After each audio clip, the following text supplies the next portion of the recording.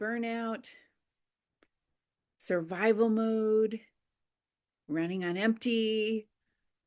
That's what I'm hearing lately, especially from women.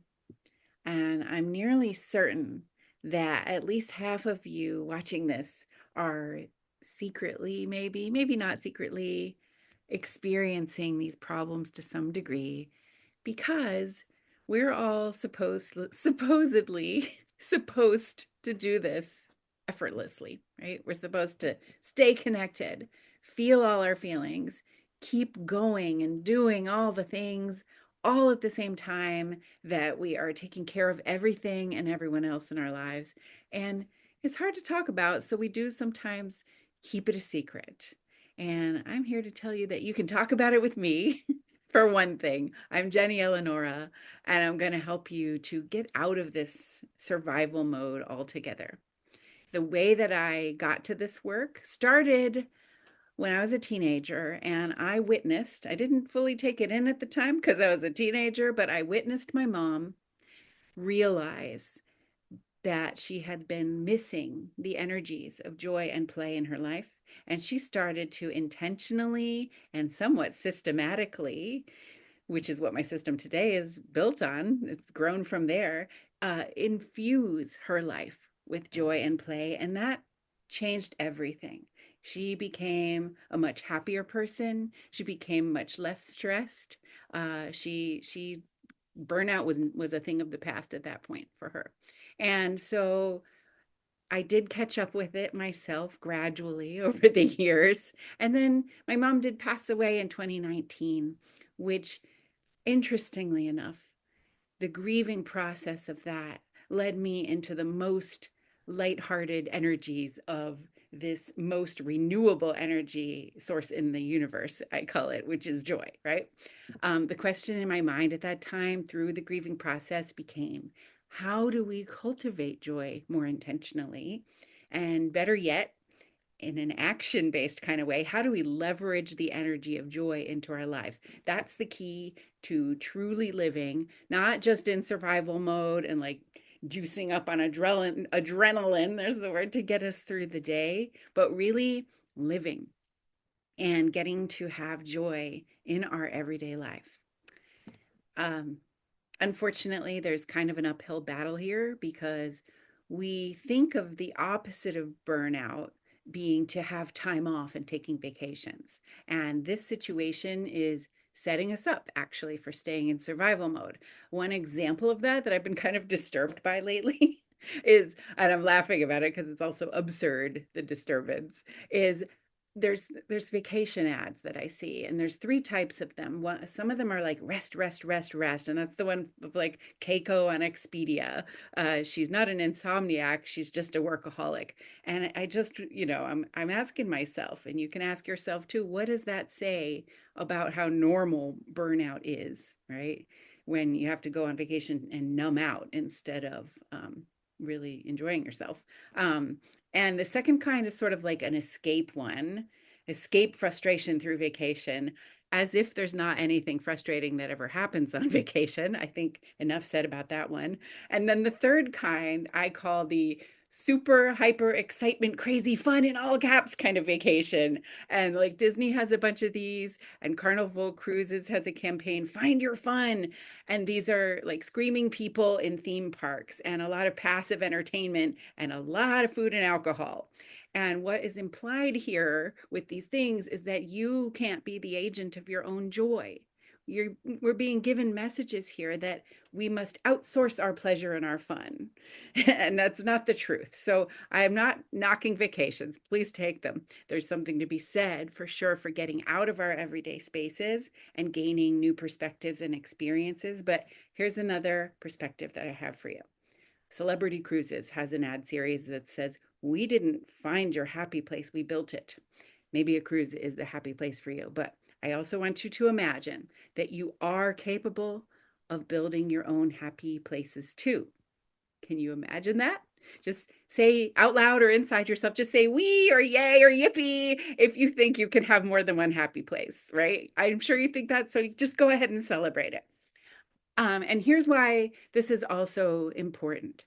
If every day we tell ourselves to like just get to the weekend or 40 more days till my vacation and that's when I can relax, what do you think your subconscious believes by the time you get to that weekend or that vacation, right? What are these messages of play comes after work and one vacation that changes everything makes us believe? We do get brainwashed by these kinds of thoughts, and we start to believe that happiness and pleasure and fun and even the ability to transform and adapt isn't possible in our everyday lives. But it is. It really is. So, everyday joy. Do joy every single day. That's my system. Take at least 3 mini joy breaks every day. One of the ways that my clients and I do this is with what I call microdoses of play. I'm going to share my screen because we're going to do one right now. This is going to be the only slide in this whole presentation here. And it is about everyday play microdoses. What is a microdose of play? It's something that takes you 5 minutes or less each. Sometimes they take like 10 seconds to shift your mood. And you do them 3 or more times a day. You do them more when you're having a stressful time. I know that's counterproductive. We'll talk about that some other time. But what we're going to do right now is pick something from this list: bouncing, humming, swinging, doodling, free writing, daydreaming, whistling, sensing, twirling, drumming, silly texting, bubble blowing, fake accents, and shout it out. Most of these we could do on the spot right now, right? Most of them we could do something of it. Like even if we don't have a drum, we could drum on the table or on our knees. Pick one of these. I'm going to give this a moment, and we're going to do one of them right now. I'll do mine on my own here too. Just do it for we're going to do it for like 10 seconds. That's it. Okay? I'm going to hum. That's one of my favorites. Here we go.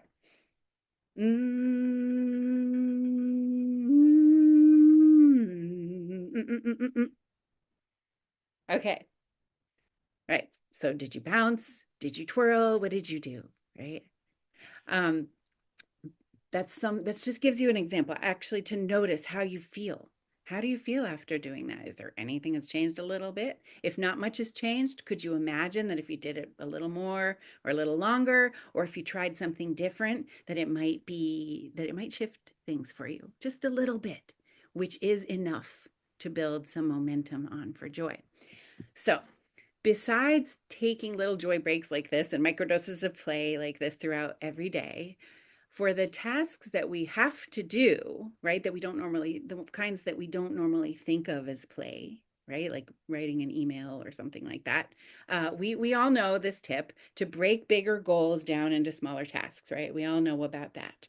And the thing is, we still end up procrastinating and we neglect our joy. The fact is that we neglect our joy, and that's why we procrastinate sometimes. That's why those kinds of habits of putting things off or just not feeling it continue. So my everyday joy and everyday play methods don't take any extra time in order to shift this kind of thing. All you have to do is piggyback the element of joy into the tasks that you've already broken down into their manageable chunks. I'm going to give you some examples of things I've done in the past week. As I'm going through them, imagine how for you, because these are my examples, right? How you might adapt these kinds of things into something that would work for you to feel joy in the middle, in injecting that joy into the tasks that you do, right? So the first example I'm going to give is something I do a lot, and it's really quick and easy. It's not on the microdose list right there, but I am going to stop sharing my screen because I forgot to do that. Here we go. All right. Okay. So first one I do, it's not on that little list, but I use it as a microdose all the time. And I call it shower gargling, right? We got a shower, right? So we might as well put some joy into that shower. And basically, I just put some water in my mouth and and sing while I'm gargling. That's it. That's all it is. If that kind of thing isn't fun for you, or isn't fun for you if like there's somebody in the next room and you're like, oh, they're gonna hear me, and that wouldn't be fun for you or joyful, then you could try something in the shower like yummy soap smelling, right? Like just if you like the smell of your soap, going ahead and letting yourself be there with that enjoy, or no, or breathing in the steam and knowing that you're that's a healthy thing to do. So these are some joy sparks in the shower, and things that I do kind of right in the middle of a task, right? The second thing that I have done in the past week is, well, it's based on this. Even when we achieve something, we tend to not really give ourselves credit for it in the moment. We like wait until the results come in, and then we never end up feeling finished anyway. And why is that? Because joy is about the process, not the product. So, one thing you can do is make a brag jar, right? Say that you have to like send a proposal or have an important talk with somebody that you're dreading is going to be like that maybe they'll be critical or not nice to you in some way. Every time you do something that you're kind of dreading, right? Even the smallest chunks of the more detailed things that you might be dreading, write it down. Write down something, one thing at least that feels good about the moment that you go ahead and choose to do it. Take that action, and then pat yourself on the back or just do a little dance, and put it in your brag jar. Put that thing in your brag jar. The brag jar will take maybe a moment to create, but other than that, this doesn't take any extra time. You just write it down and put it in there, do your little dance. 20-second process maybe. So why not, right? The third example of something that I have done in the past week or used in the past week, and this one's my favorite because it really gave me so much momentum, right? I'm going to just call it under the umbrella title of use your friggin' imagination, even if you think you don't have one. So I had about 15 minutes before my next appointment, and I wanted to get an email done, but I also didn't want to fall into my perfectionism habit. I wanted to get it done, right? So I pretended that I was one of my own personal mascots. I have a few of them. This one happens to be a glitter covered raccoon on an espresso binge. I can tell that story about that mascot another day, but it really worked because can you imagine a glitter covered raccoon on an espresso binge getting an email done? Yeah, they got that email done in 9 minutes. They did. I said, it's me. So I just spent the next few minutes, of the 15 minutes that I had celebrating. Back to number two example, right? I didn't do the brag jar that at that moment, but I celebrated with what one of my clients calls a tiny victory parade. You can make of that what you will out of your own tiny victory parades. And then the appointment that I had went great. I had great boundaries in it and I kept my own energy clear and it was awesome. So these are my own kinds of joy sparks and play moments, right? You have your own play preferences and things that light you up with joy the most. Right. So this does take some awareness building to discover those and the right kind of support. And one of my superpowers is to like get in there and help you learn things about yourself that you might be just too close to. And I mean, I'm sure that we've all experienced times when it's impossible to move forward on something that we know we want, but you can't get there on your own. And that's because we're often really just too close to the problem.